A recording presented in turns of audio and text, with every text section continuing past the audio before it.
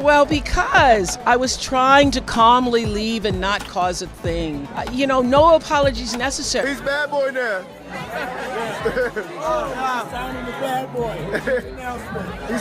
I feel that a lot of things are on the line, a lot of things are at stake. You're gonna hear about my party, they're gonna be shutting them down, they're gonna probably be arresting me. Since Diddy has been arrested for his crime ring, that occurs mostly at his parties, celebrities have been speaking up about the star, telling the world their experiences with him and the parties. Now in 1994, Usher lived with Diddy, which is said to have been recommended by L.A. Reid, so Usher could get the flavor of the high life. Diddy had custody of him and was able to do whatever he wanted with the future star. A 2016 clip of Usher on the Howard Stern show, though, has been going viral, as a clip shows Stern asking Usher if Diddy's home was known for wild parties. Usher then said, "Not really, I got a chance to see some things. I don't know if I could indulge and even understand what I was looking at." He went on to say, "It was pretty wild, it was crazy. There were very curious things taking place and I didn't necessarily understand it." Now it seems like he was exposed to all of this at a very young age and was not ready. Diddy really took advantage of Usher's innocence, as I'm sure he saw some pretty messed up things happening. YouTuber Jeff Wittick has also spoken out about attending Diddy's parties. Now he spoke about it on his podcast Jeff FM. He claimed that he had a recent realization remembering he'd been to a Diddy party. And these Diddy parties are like effing crazy, like they're the best parties, like people wanted to go to them, he said. That's what's been so troubling about this whole thing, is like if you were anybody in the space at that time,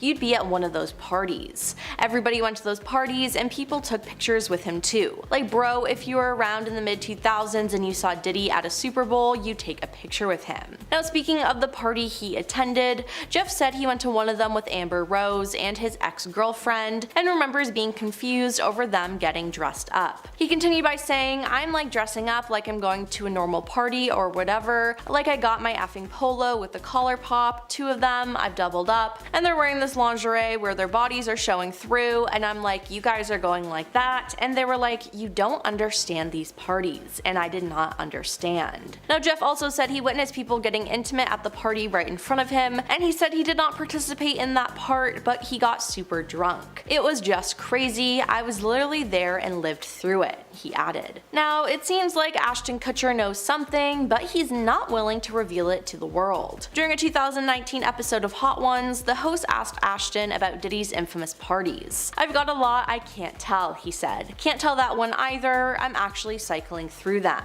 Diddy party stories, man, that was some weird memory lane thing." Now the fact that he has all these different stories but he can't tell them raises some eyebrows. It's like he knows what happened in the stories was wrong and messed up, and he doesn't want to admit it. Now footage has emerged of Ashton at one of Diddy's white parties, and although there was nothing illegal shown in the clip, it still raises a lot of questions. Now Diddy and Ashton met through MTV and became friends very quickly. I think Ashton knows more about the whole situation than he's really letting on to, as he could get into major trouble for what happened. Then there's the Kardashians. During a 2014 episode of Keeping Up with the Kardashians, Khloe Kardashian told her older sister Kourtney that she spent the weekend with a bunch of her friends, including Diddy, Quincy Combs, Justin Bieber, and French Montana. Later on, she spoke more about the party to Kourtney and one of her friends who was also there. "I haven't been to bed yet, I got on a plane at 5:30 a.m., Khloe shared. "Well, this party, I think half the people were butt naked," she added. Then Khloe's friend tried telling more about what happened, but Khloe shushed her. What was she trying to hide? Now another clip, this time from a 2016 episode of Cocktails with Khloe, has gone viral,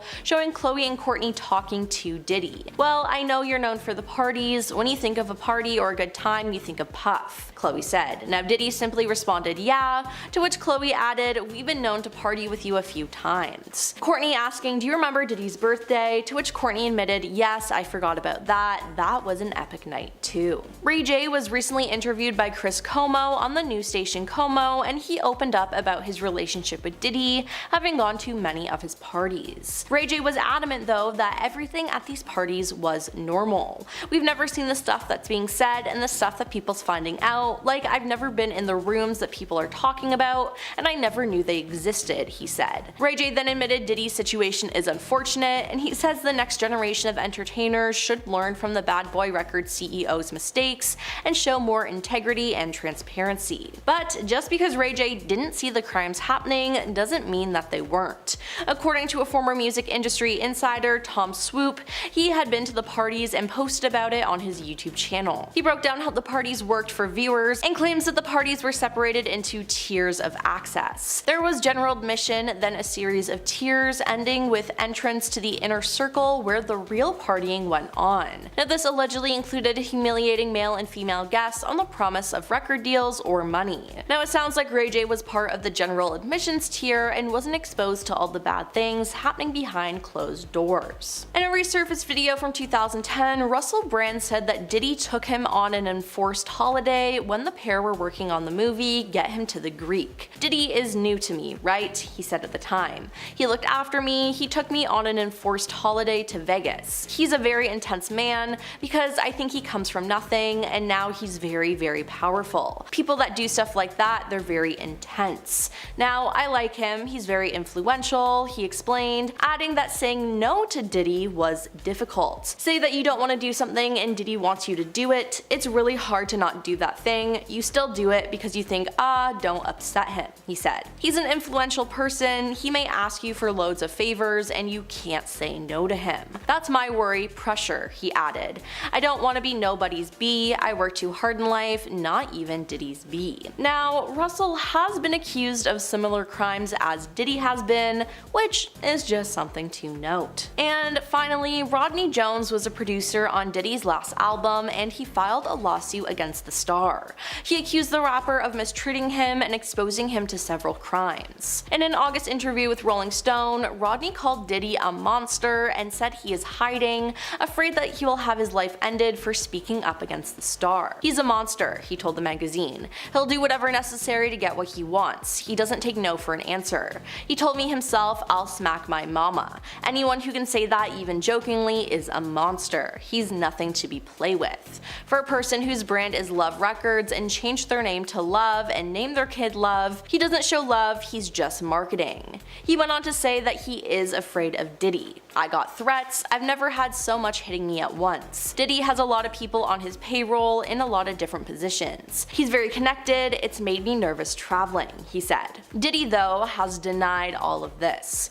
Mr. Jones's lawsuit is pure fiction, a shameless attempt to create media hype and extract a quick settlement, Diddy's lawyer Erica Wolf said in a statement after filing a new motion to dismiss Rodney's amended 98-page complaint. Now I think Rodney was very brave for what he's done, and his lawsuit was the catalyst in the downfall of Diddy. Oprah isn't exactly known for being a nice person, but Cindy Crawford, Elizabeth Taylor, and even the Olsen twins had interactions with her that left a lot of people feeling kind of awkward watching them. So when Oprah interviewed Cindy Crawford and elite model management founder John Casablancas back in 1986, she had the model stand up so the audience could see her body. Well, when Cindy was reflecting on the encounter 37 years later on a show called The Supermodels, she was like, yeah, I was to be seen and not heard. And when you look at it through today's eyes, Oprah was saying, stand up and show me your body. Show us why you're worthy of being here. Now in the moment, Cindy didn't really realize and she didn't recognize it. And watching it back, she was like, oh my gosh, that was so not okay, especially from Oprah. When you consider Oprah's history with body image and how much of her platform has revolved around it, yeah, really not okay. When Robin Williams and Nathan Lane did a joint interview to promote The Birdcage back in 1996, Oprah brought up a lot of rumors about Nathan's sexuality, since he played an openly gay character in the film. Now at the time, he wasn't ready to discuss his sexuality publicly, so Robin thankfully quickly changed the topic by making it a joke. On a 2023 episode of Sunday Sit Down with Willie Geist, Nathan said, I don't think Oprah was trying to out me.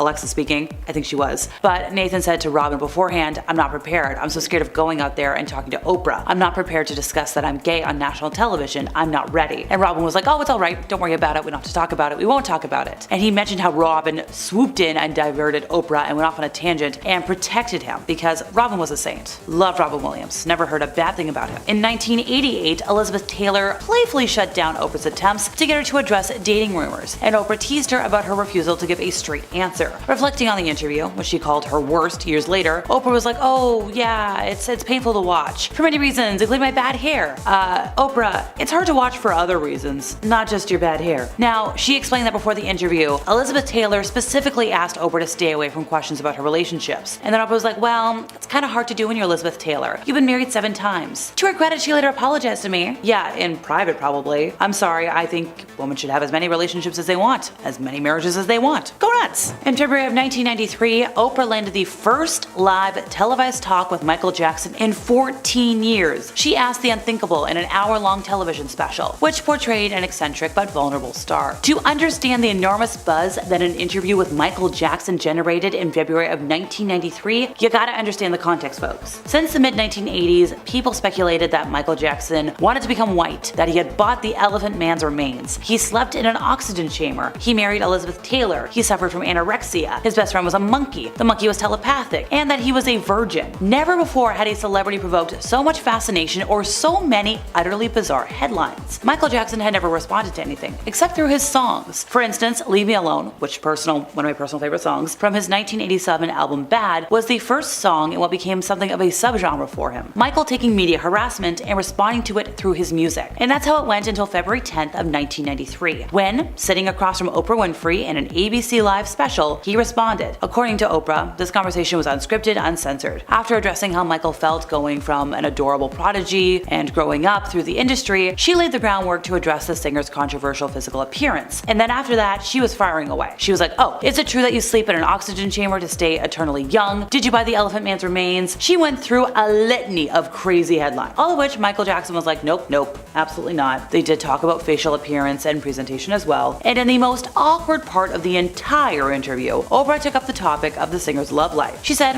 I'm gonna ask you something, and it's embarrassing for me, but I'm gonna ask it anyways. Are you a virgin? Michael sighed. He tried to laugh it off, and he replied, how could you ask me that question? Pretty much everything else she asked him that's controversial falls under the long list of topics I'm not allowed to talk about. But I can say they were extremely intrusive and personal, not to forget controversial. And it kind of just really shows Oprah's true colors. She wants the headlines. So let's talk about other members of the Jackson family for a moment. While Janet Jackson was okay with being interviewed by Oprah Winfrey after Michael's passing, she was horrified when her brother's immediate family was called on the show. She saw that as Oprah using his family as a means to boost her ratings. And there are reputable sources that have reported that there was an intense conversation between Janet and Oprah, one that created a lasting tension and hatred, and rightfully so. When you look at everything else we've talked about today, so far, to me it seems like Oprah really just does care about the ratings and being in the spotlight. On a 2021 episode of Literally with Rob Lowe, Oprah said she made a big mistake when she asked Sally Field, hey, does Burt Reynolds sleep with his toupee on? Then the actor went cold, and Oprah was like, oh yeah, I even say now, like I cringe to even think why I asked that question, but I asked it because the producers are like, you have to ask, you have to ask, you have to ask. That's what everybody wants to know. Well,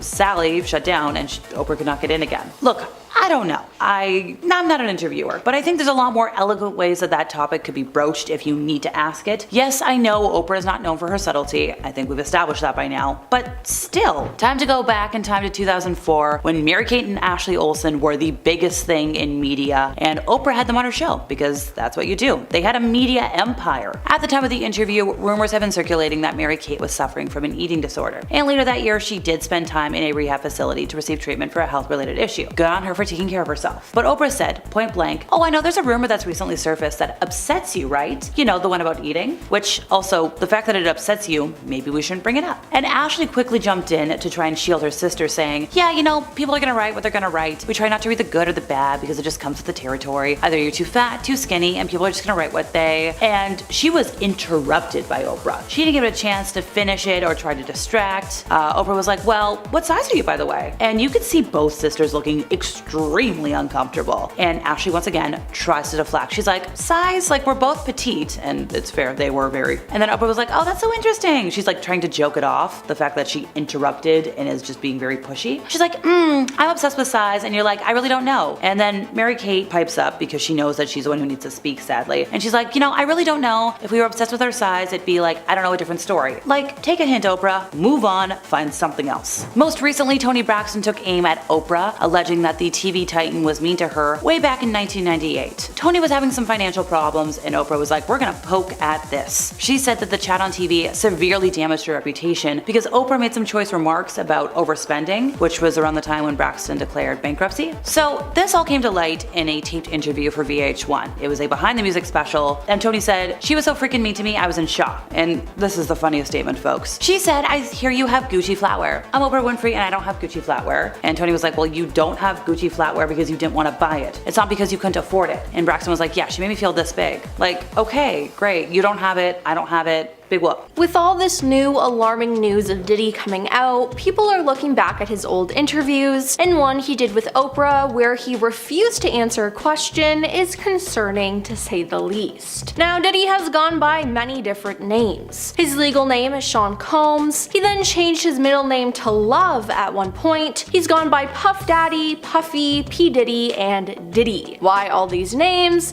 It's honestly so confusing, but it seems like Diddy will never share why. Now, in 1996, under the name Puff Daddy, he released his first commercial vocal work as a rapper. He then changed his stage name from Puff Daddy to P. Diddy in 2001, and on August 16, 2005, he announced on Today that he was altering his stage name yet again. He'd be calling himself Diddy. He then said fans did not know how to address him, which led to confusion. He changed his name again on November 5, 2017, when he announced that he'd be going by the name Love, stating, "My new name is Love, aka Brother Love." 2 days later, he told the press he had been joking, but on January 3, 2018, he announced on Jimmy Kimmel Live that he had changed his mind again and would be using the new name after all. Now, the change became official in 2022. Many people have been confused by what to call him and why he's had all these different names that constantly change. Now, in 2006, while making an appearance on the Oprah Winfrey Show, Oprah tried to get to the bottom of his stage names, why he changed them,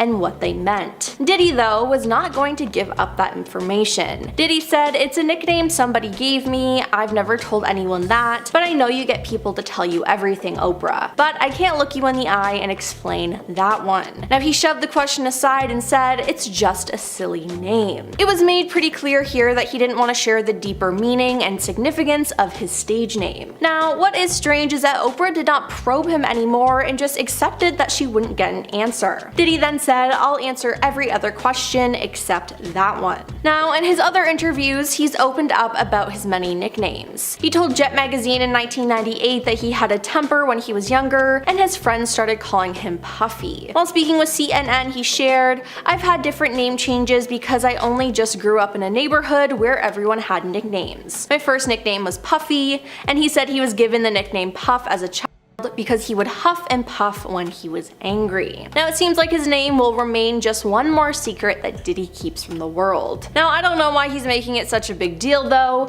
It honestly makes him even more suspicious. I mean, why wouldn't he want to share it unless it was something bad, right? And of course, this isn't the first weird interview that Diddy has had. In 1999, he did an interview with Entertainment Tonight where he practically told us he was up to no good. He said, "They won't even give me a permit for the parties no more, but we ain't gonna stop. We're gonna keep on having fun, bringing people together from all walks of life. You're gonna hear about my parties, they're gonna be shutting them down, they're gonna probably be arresting me, doing all types of crazy things just because we wanna have a good time. Whenever you bring up a different element into people's environment, things that broaden people's horizons, people get intimidated," he added about the parties. "It's a lot of people out there that feel intimidated by it. It's cool. It doesn't make me feel any way special. It doesn't make me feel like a bigger person. It just makes me feel like I know how to throw a party." Then there's his multiple Ellen interviews. Now, I feel like every time he was there, he said something that was a red flag. In 2009, Diddy came under fire for lending his home to Chris Brown and Rihanna after their infamous fight. Ellen invited the mogul on her show to explain his actions,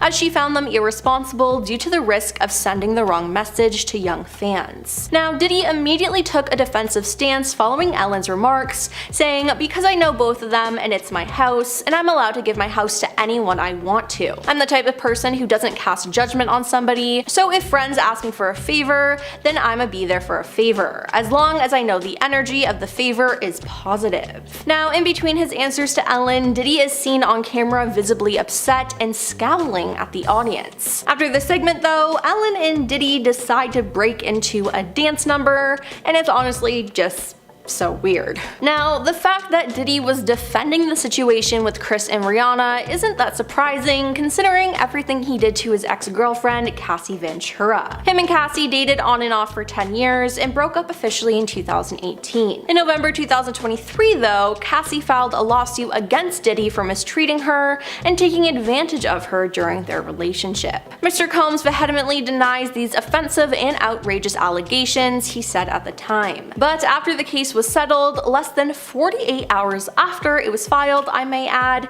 his attorney put out another statement saying, "Just so we're clear, a decision to settle a lawsuit, especially in 2023, is in no way an admission of wrongdoing," he said. Mr. Combs' decision to settle the lawsuit does not in any way undermine his flat-out denial of the claims. He is happy they got to a mutual settlement and wishes Miss Ventura the best. So yeah, Diddy claimed he was innocent and that Cassie was lying, but earlier this year, hotel footage leaked of an incident Cassie described in the lawsuit. It was proof that she was telling the truth and that Diddy really was a monster. Now, after this was leaked, Diddy made an apology, but was he really remorseful? People don't think so. He was just sorry that he got caught. Now, honestly, the CCTV footage was extremely disturbing, and it showed us that there was something seriously wrong with the star. Now, I can't believe that Cassie had to go through so much mistreatment. It's disgusting what he did to her, and I'm glad he's in jail. Then, in another interview that's been raising some eyebrows is from 2012, when Tour interviewed Diddy for Fuses on the Road, discussing the entertainer's career thus far. Now, as the interview closes,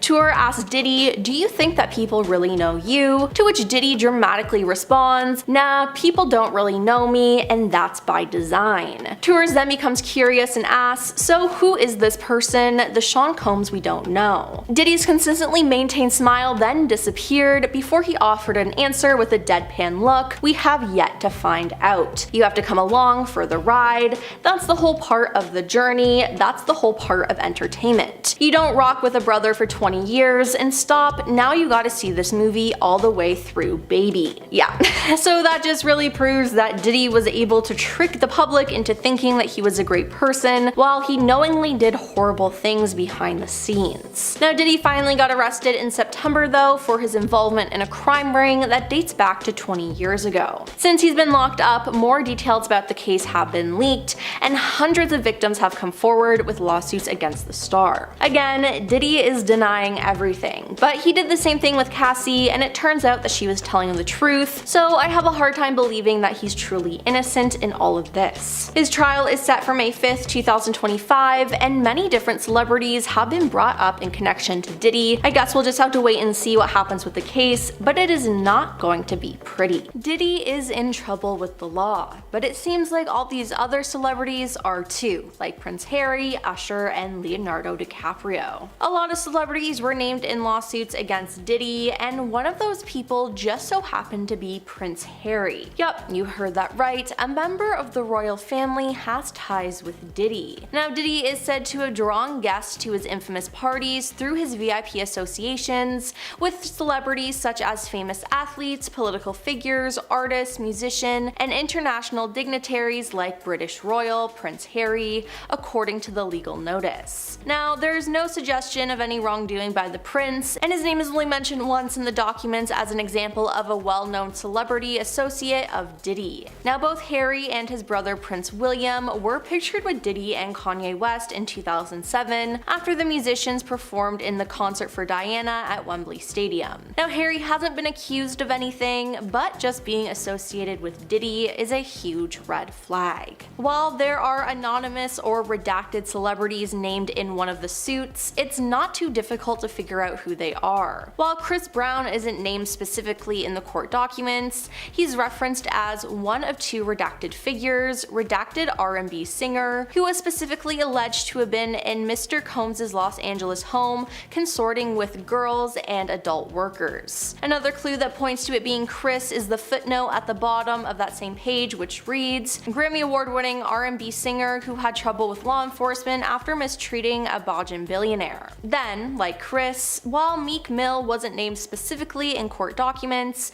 he's referenced as one of two redacted rapper figures who was specifically and allegedly in Mr. Combs' Los Angeles home, consorting with girls and adult workers. Now, another clue that points to it being Meek Mill's is the footnote at the bottom of that same page, which reads, he is a Philadelphia rapper who dated Nicki Minaj. Now, to be honest, is anyone really shocked that Chris Brown is connected to this? I mean, after what he's done to Rihanna and other women, it makes a lot of sense. Now, I just hope that these new victims get the justice they deserve and he's put behind bars like he should have been many years ago. Now, producer Rodney Jones filed a lawsuit against Diddy at the beginning of 2024 for mistreating him, taking advantage of him, and making him a witness to multiple crimes. Now, Diddy wasn't the only person named though. An amended complaint filed in March in the U.S. District Court of the Southern District of New York by Rodney listed Cuba Gooding Jr. as a defendant. Rodney accuses Cuba of harassment and being taken advantage of. Specifically, Rodney accuses Diddy of manipulating him to pass him off to Cuba. Now, the two were left alone in a makeshift studio on a yacht rented by Diddy, according to the complaint. There, Cuba became inappropriate, and this isn't the first time he's been charged for acting this way, so it makes me inclined to believe that Rodney is telling the truth.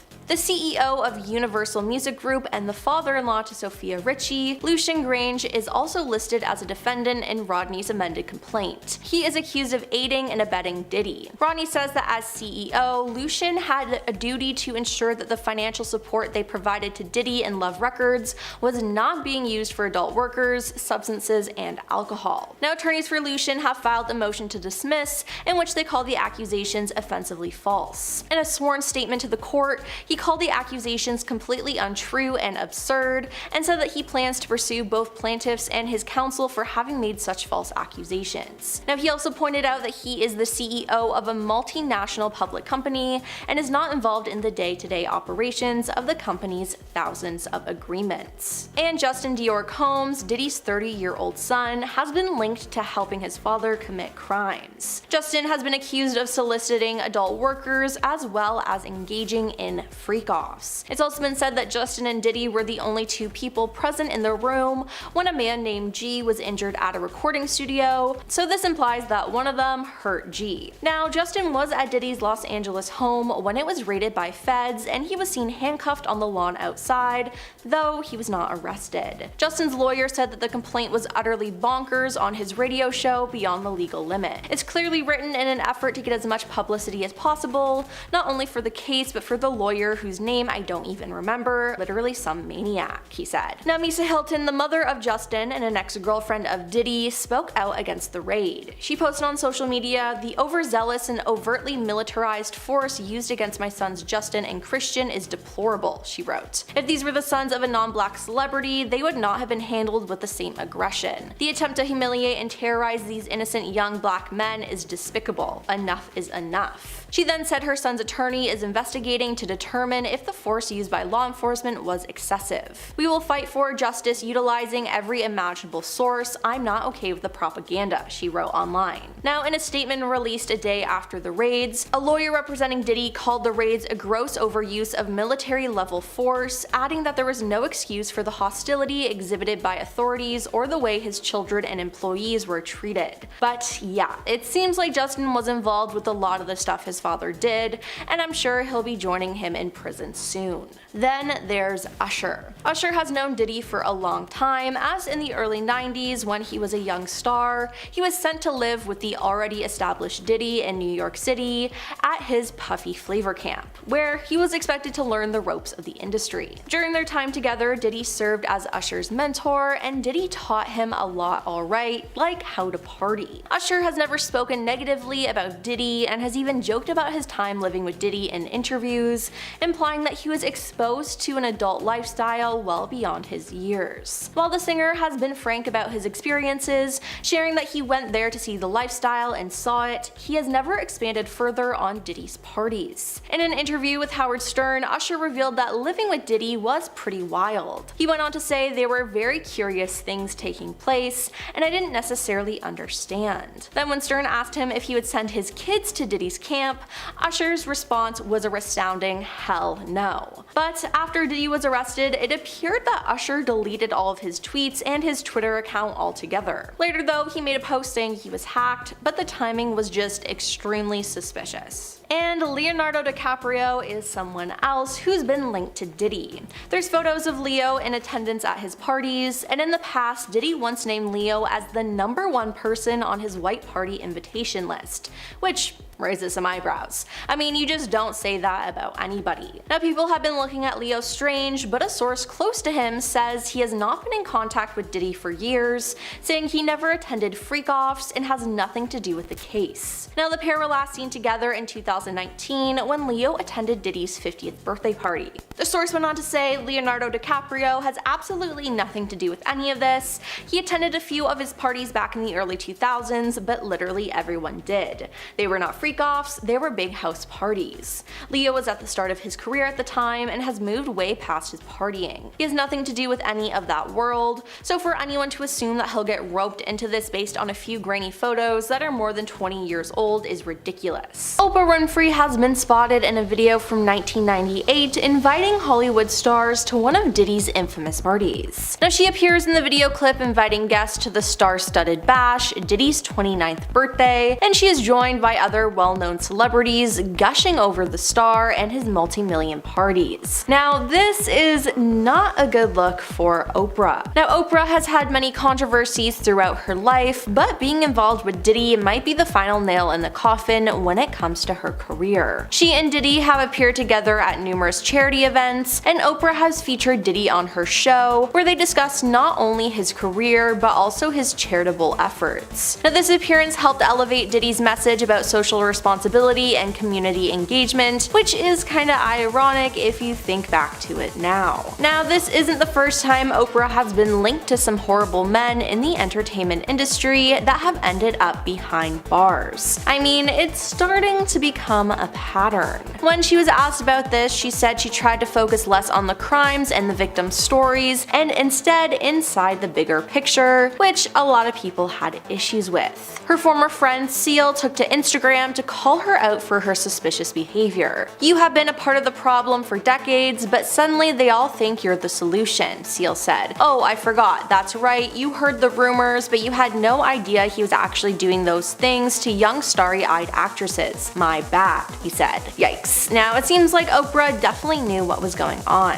What's strange is that Oprah has actually been a victim to the crimes Diddy has been accused of. You see, Oprah was born in Mississippi to a single teenage mother and grew up in extreme poverty. During her childhood, the cost of raising Oprah became too much for her mother to handle, so she was sent to live with her biological father. Since then, Oprah has come forward talking about how she had been mistreated and taken advantage of by her cousin, uncle, and a family friend. As a young teenager, and after suffering for years, she then ran away from home, and a year later she became pregnant. Now, she gave birth to a son, but he was premature and passed away only a few weeks later. Now, Oprah has used this story to show her strength and to inspire people, but it seems like she might have helped continue this cycle towards young girls. I mean, we have to talk about the whole sketchy situation about her all-girls school that she created. When the Oprah Winfrey Leadership Academy for Girls opened in Johannesburg in 2007, Nelson Mandela, Tina Turner, Sidney Poitier, Spike Lee, and Oprah herself attended the ribbon-cutting ceremony celebrating the landmark boarding school founded with $40 million of Oprah's money. But less than a year later, 6 of the 152 students who had been personally selected by Oprah to attend the institution came forward to accuse dorm matron Virginia Tiny McGobo of mistreating them.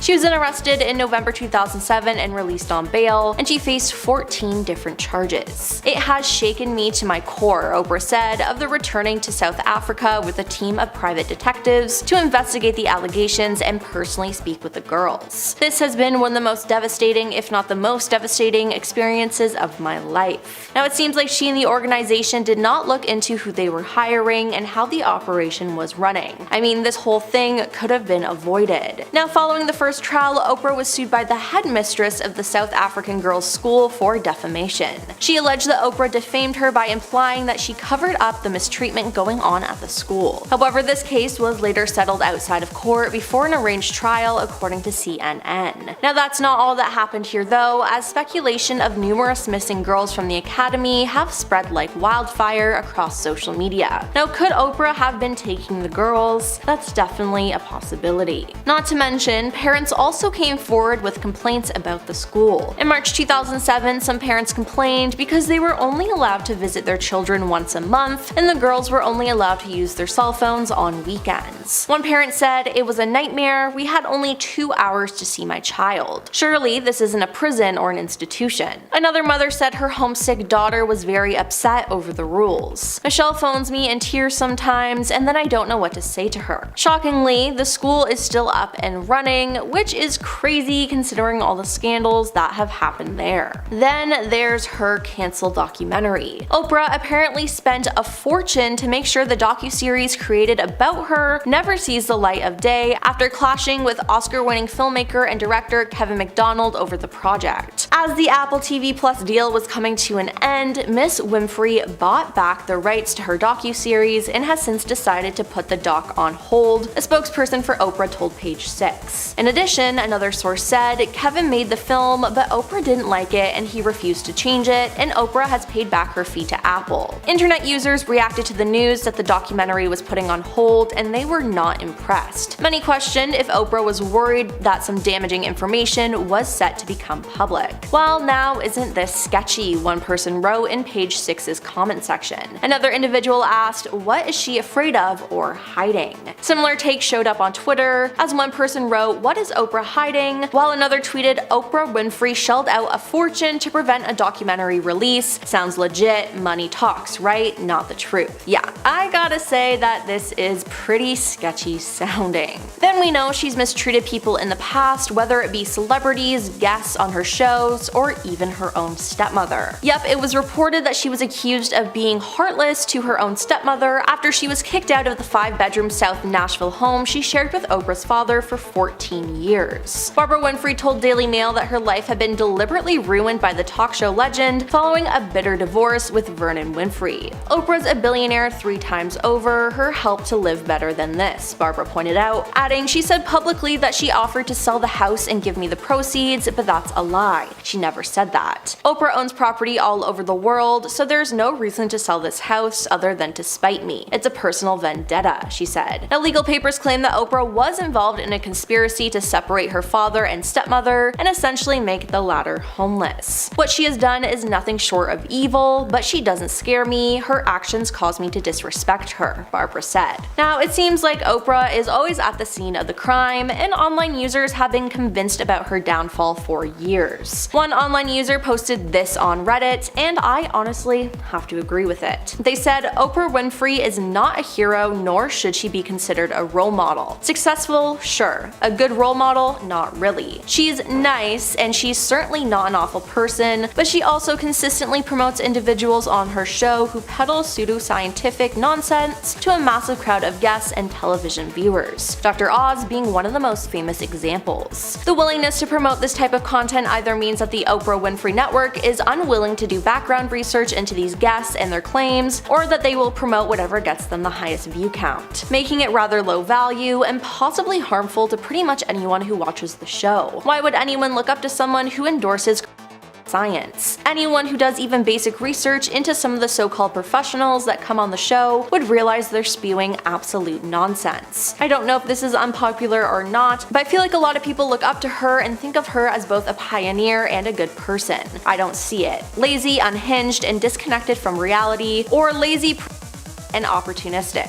That's how I see her and her show. Now other people responded to this post in agreement, saying, I noticed this about Oprah 20 years ago. Once you see her, you can't unsee her. She seems shallow, egotistical, self-absorbed, and all the rest of it. Another said, it wasn't until I was older and seen exactly what her show was about in the 80s and early 90s, and seen she capitalized off making a mockery of her trauma. No longer a role model, just another rich person who snubs their noses at anyone who's gone through life as she has. Makes me sick, actually. While a third person said that she was just straight up evil. So, does Oprah have anything to do with Diddy's crime ring? I honestly wouldn't put it past her. Oprah Winfrey has not been in the public's good graces recently, as she's been exposed for taking weight loss medication and caring more about herself than others. Now starting off, we have her school. The Oprah Winfrey Leadership Academy for Girls opened in Johannesburg in 2007. Now this was one of Oprah's passion projects. She founded it with $40 million of her own money, and she even hand-selected the 152 students who attended. Everything seemed perfect until it wasn't. Oprah seemed to handpick the students, but it turns out she didn't do a good enough job when it came to hiring the staff. Less than a year after the school had opened, 6 students came forward to accuse dorm matron Virginia Tani Mekagobo of mistreating them. Virginia pleaded not guilty, and her trial was ongoing.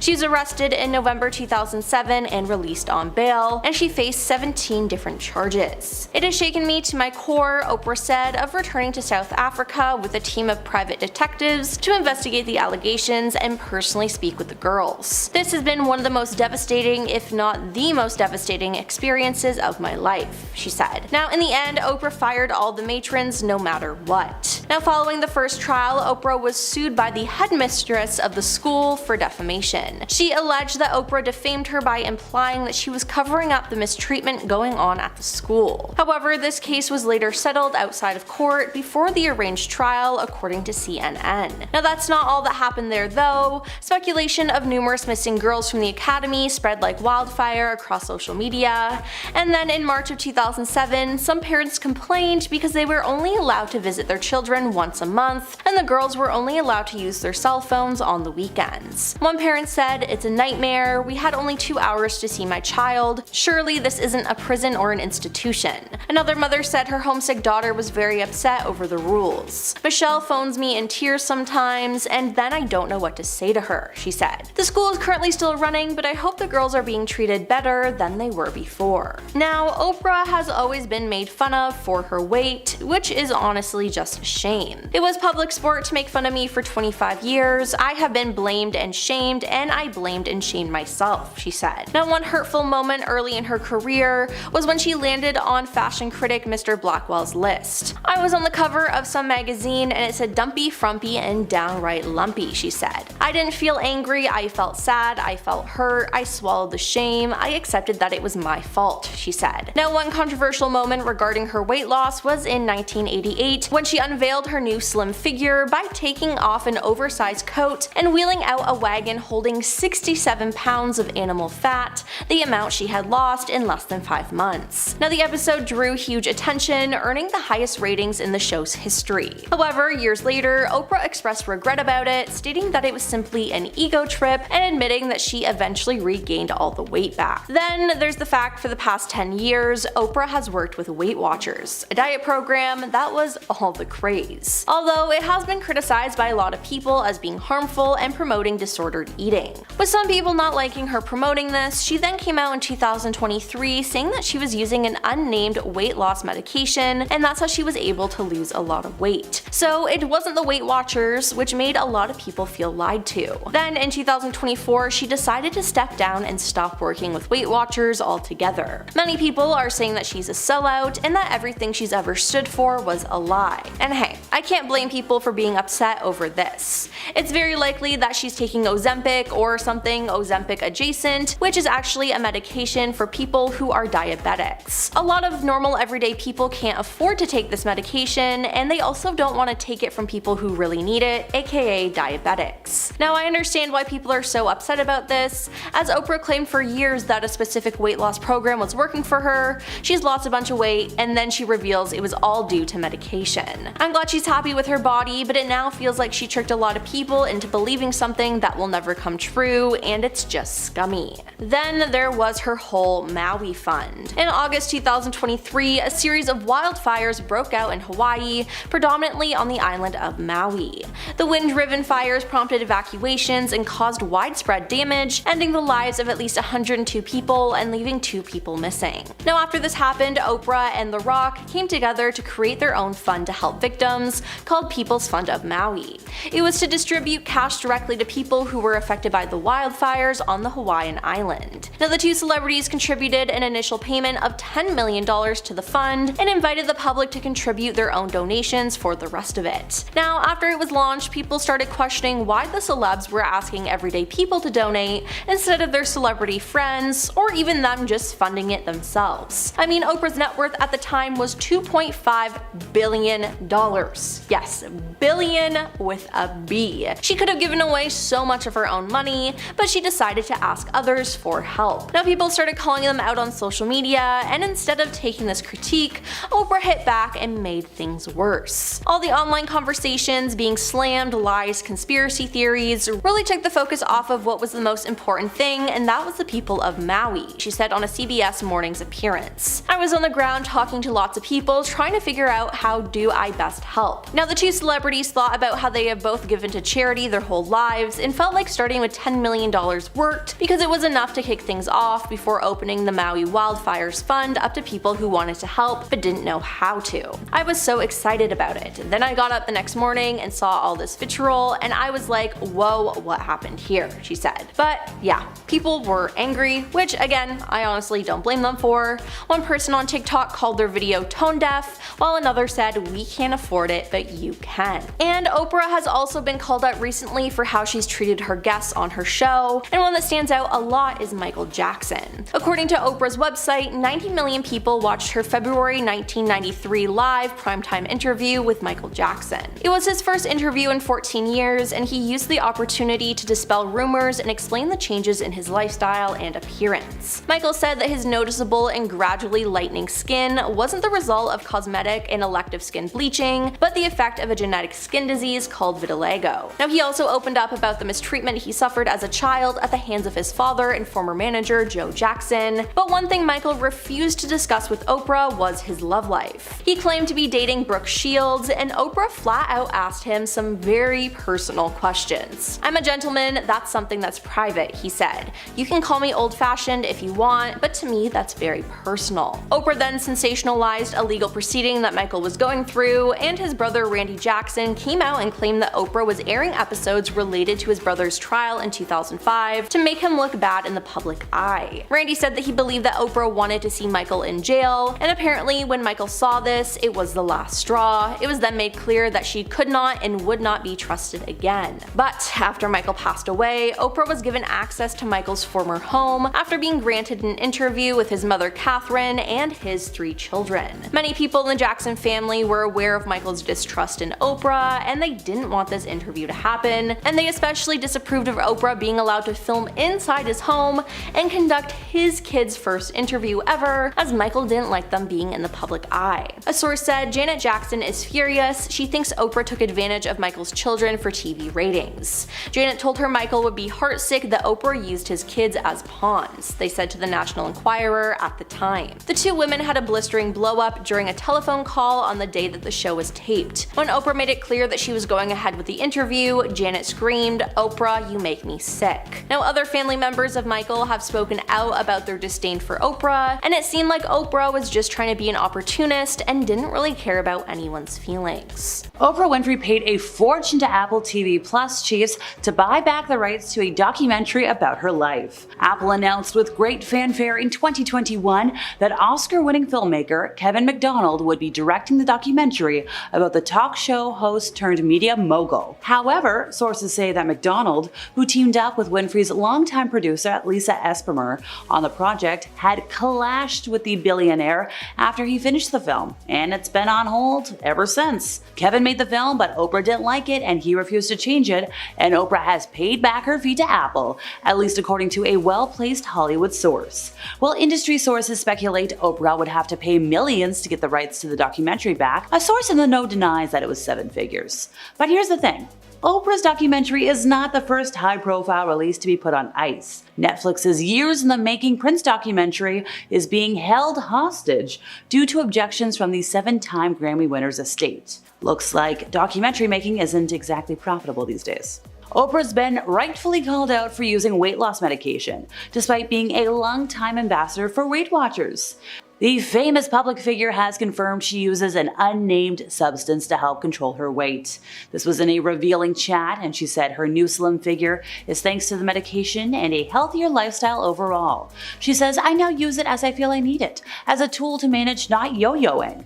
She added that the fact that there's a medically approved prescription for managing weight and staying healthier in my lifetime feels like a relief, like redemption, like a gift, not something to hide behind and once again be ridiculed for. In a conversation with People magazine, she concluded that she's absolutely done with the shaming from other people and particularly herself. But here's the thing, a lot of folks and a lot of fans feel like the billionaire philanthropist is being hypocritical. Once again, given she is a proud spokesperson for Weight Watchers. She's worked at that company since 2017. One social media user wrote, "What I don't like about Oprah is she is clearly off doing Ozempic, but yet she's still pushing Weight Watchers." Another was like, "Done with shaming but okay with lying." And a lot of folks called her out, and rightfully so, for letting them believe she did it the old-fashioned way. And they're like, "Why'd you lie?" Well, I can tell you why. The legend of Oprah Winfrey as an extremely poor girl growing up without a father to a too-young mother who, as Oprah claimed, carried with shame during pregnancy and then neglected her, spread when Oprah began giving interviews in Chicago. She said, "Oh, how they harmed me. I wanted to be white because I never saw white people being hurt." That's what she said, folks. She remembered her early years as being lonely. She didn't play with anybody except for, I think, the pigs she rode without a saddle in her grandmother's garden. She said, "The only thing I could talk to was the animals in the farmyard. I read them Bible stories. And apparently the years spent with a mother on welfare were even worse. We were so poor we couldn't afford a dog or a cat, so I had 2 cockroaches as pets. I put them in a jar and named them Melinda and Sandy." She entertained her audiences with stories about fetching water from the well, milking cows, emptying the drinking pot, all pretty much a fairy tale. She told her stories about her grandmother who swung a switch, her grandfather who was mean with a stick, the people who raised her for the earliest years of her life. She said, "Oh, how they harmed me." And she mentioned like her grandmother would harm her all the time. It's an integral part of Southern tradition, the way folks raise people. You spill something, game over. You tell a story, game over. She said, "Oh, it could happen all day. Nobody would ever get tired." But here's the thing. Not everybody in Oprah's family agrees with this desperate upbringing. Her mother, Vernita Lee, when asked about her daughter's habits of self-dramatization, said, "Oprah's a bit of a cold smoker." Now, if you're confused there, don't worry. Oprah's sister later dispelled the myth of immense poverty. She said, well, of course we weren't rich, but Patricia said that Oprah exaggerated how bad it was for them. She guesses the viewers would love her, the audience would grow if she told these stories. Cockroaches were never her pet. She always had a dog. She had a white cat. She had an eel in a tank. She had a parakeet named Bo Peep that was, learning to speak. Where Oprah got that nonsense about growing up in filth and roaches, I have no idea, according to cousin Catherine Carr Esters. She said, "I've confronted her and asked, 'Why do you tell such lies?' And Oprah said, 'That's what people want to hear. The truth is boring.'" So on air, Oprah's portrayed as this wholesome, sweet lady, this big philanthropist. But according to her stepmother, there is an unknown side to Oprah. This was a side hidden from fans for years. According to Barbara, Oprah is one of the most controlling people you will ever meet. According to Barbara, Oprah would not allow the family to stay at her house when they tried to visit, forcing them instead to stay in hotels, paying out of pocket. Barbara also said that Oprah was quick to anger when it came to her staff, with quite a few people being fired left and right over the years. But that's not all. Despite being a billionaire, Barbara, by the way, allows Oprah to stay at her home for visits, and Oprah's not a fan. So confidentiality agreements are not uncommon in the world of Hollywood. Look, Marvel will literally have somebody take you out if even a single line leaks to the public. Well, in Kitty Kelly's tell-all book about Oprah, the author mentions the confidentiality agreements that coworkers and guest stars had to sign to be on any of her shows. So this was like everybody. We're talking like Tom Cruise to the person who made Tom's Muffin. Over 500 staff members over time were forced to sign this document, if not more. One former employee, Elizabeth Cody, tried to write a book about her time working for Oprah. But then again, that NDA, because, well, you signed that agreement, game over. The NDAs were not meant to be a way to keep just show secrets safe, but any and all of Oprah's secrets as well. According to Elizabeth, the documents were signed by almost everybody in Oprah's life, so Elizabeth felt she was kind of being muzzled afterwards. And if you think this didn't extend to the guests, don't worry. In 2010, Unicus Performance Training filed a lawsuit against Oprah and her company Harpo, claiming they never got paid for a workout program they were developing, because Harpo fired them for violating the terms of their confidentiality agreement. How so? Well, UPT sent out a mass email promoting their upcoming appearance on Oprah's radio show, and according to the NDA, they weren't allowed to use Harpo's name, Oprah.com's name, or Oprah's name for advertising or promotional use. But they were just promoting their appearance on her show. They weren't saying anything like, hush hush. So Oprah has owned over 21 dogs throughout her lifetime, if we're not even counting the ones she allegedly had in her upbringing. But here's the thing, being a dog mom hasn't come without its challenges. At one point, 2 of the mogul's dogs were at odds for over a decade, leaving her frustrated as she tried to maintain peace in the house. She even created barriers to keep them from being in the same room.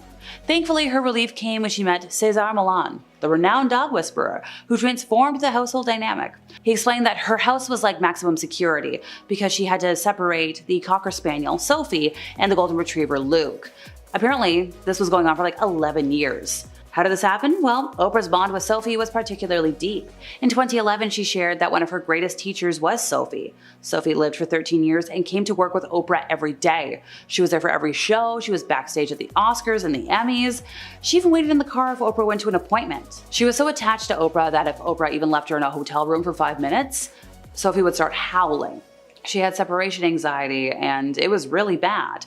There were so many times that Oprah thought she was going to get kicked out of hotels. Oprah has long been claimed to be a great charitable woman, and recently she's been, an outspoken advocate for the island of Maui. But here's the thing, when everything happened last year, she started a fund. She didn't really donate a lot of money.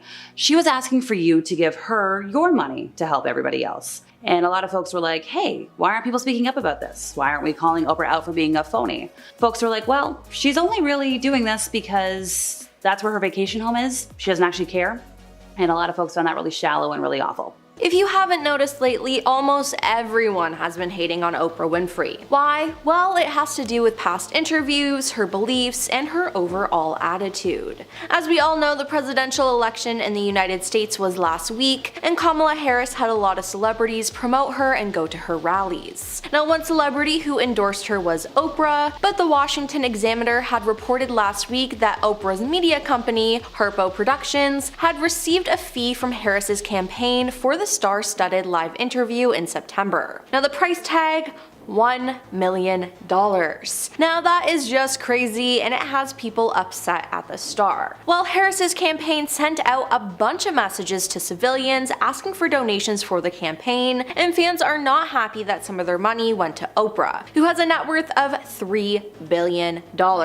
Yes, billion with a B. Now you'd think Oprah would make an appearance out of the goodness of her heart, but no. One person on Twitter said, just embarrassing that anyone thought that Lady Gaga or Oprah were going to swing enough voters to justify this is insane. Someone else said all of it is so slimy and disgusting. At Oprah is so utterly repugnant. A third said those performers should be ashamed of themselves. This is Trump level grifting and is just one of many reasons you'll never see me donate a penny to a politician. Yeah, this is honestly just wrong. It was then said that Oprah donated $150 million to the campaign, but that was false too. Nicole Nichols, a spokesperson for Oprah, told USA Today the show has not donated to Harris's campaign. No donations to Harris from Oprah or her company Harpo Inc. are listed on the Federal Election Commission website or Open Secrets, a nonpartisan research group that tracks US political spending. Then there was the whole Maui fund. Again, this has to do with money, and you would think with Oprah being a celebrity for so long, she would know how the world would perceive her with all of this, but I guess not. In early August 2023, a series of wildfires broke out in Hawaii, predominantly on the island of Maui. The wind-driven fires prompted evacuations and caused widespread damage, ending the lives of at least 102 people and leaving 2 people missing. Now, in light of the tragedy, Oprah and Dwayne "The Rock" Johnson took to Instagram and TikTok, and in a video they introduced their new collaboration, the People's Fund of Maui. They said that their relief fund fund was intended to raise money for Maui residents who had been affected by the tragedy. In the video, the pair cited Dolly Parton as an inspiration for their new venture. They claimed that because people were confused about how to help Maui residents, they sought to create a fund that would directly provide residents with relief. In the lengthy caption, the pair wrote, "We're honored to announce the People's Fund of Maui, a fund putting money directly into the pockets of those who were affected by the recent wildfires. As we have seen firsthand, the impacts of these wildfires have been devastating, and we're here to ensure with 100% guarantee that your donations will go directly into the hands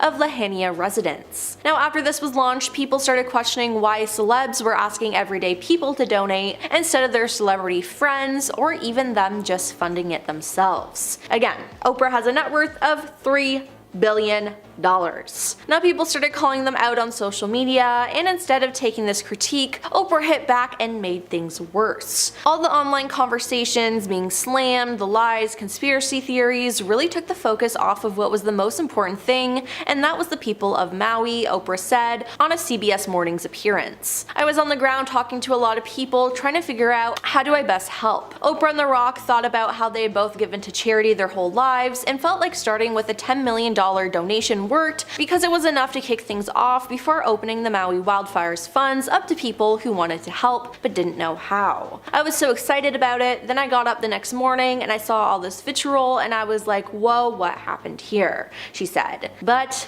yeah, people were angry, which I don't blame them for, because honestly, what the heck. Then there's the whole thing with her weight. Throughout her career, Oprah has always been made fun of for her weight. "It was a public sport to make fun of me for 25 years. I have been blamed and shamed, and I blamed and shamed myself," she said. Now, one controversial moment regarding her weight loss was in 1988, when she unveiled her new slim figure by taking off an oversized coat and wheeling out a wagon holding 67 pounds of animal fat, the amount she had lost in less than 5 months. Now, the episode drew huge attention, earning the highest ratings in the show's history. However, years later, Oprah expressed regret about it, saying that it was simply an ego trip and admitting that she eventually regained all the weight. Now, Oprah was also a brand ambassador for the brand Weight Watchers. Now, Weight Watchers was already controversial for its weight loss program, but Oprah stood by it, always promoting it. Things took a turn though in 2023 after it was said that she was using an unnamed weight loss drug, and that's how she was able to lose a lot of weight. So it wasn't the program that she had been promoting for all those years, which made a lot of people feel lied to, and they say that Oprah cheated with her weight loss. Then in 2024, Oprah decided to step down and stop working with Weight Watchers altogether. Many people are saying that she's a sellout and that everything she ever stood for was a lie. And hey, I can't blame people for getting upset over this. It's very likely that she's taking Ozempic or something Ozempic adjacent, which is all the craze with celebrities right now who are trying to lose weight. I understand why people are so upset about this, as Oprah claimed for years that a specific weight loss program was working for her, but it was all due to medication.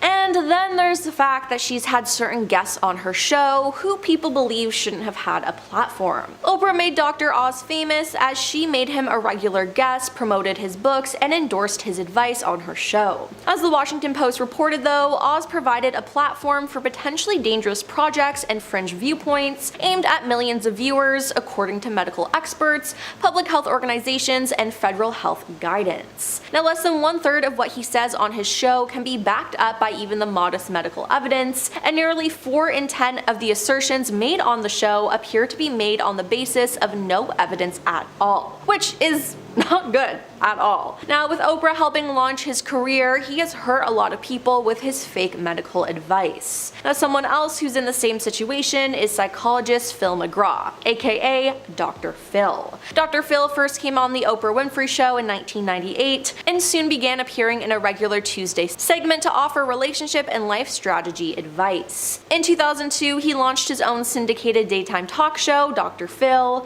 a spin-off of his segments on Oprah's show, which was produced by her Harbo Productions. It has been exposed that Dr. Phil is not a real doctor anymore, and that what he does to help people doesn't actually help, it just exploits them. He's been accused of sending teens to horrible facilities to quote-unquote help them, as wilderness programs, also known as the troubled teen industry, are places that are designed to provide participants with a series of physically challenging outdoor activities designed to prevent or reduce delinquent behavior. And let me say, Dr. Phil has often sent young teens from his show to a wilderness camp called Turnabout Ranch. Now, many former students of these places who call themselves survivors have begun to create online communities to support one another and speak out on their horrific experiences, claiming that they suffered mistreatment at these camps and were left with PTSD, some even taking their own lives afterwards. Still, with all this evidence, Dr. Phil still sends people there. If Oprah had not made Dr. Phil famous, so many people's lives could have been saved,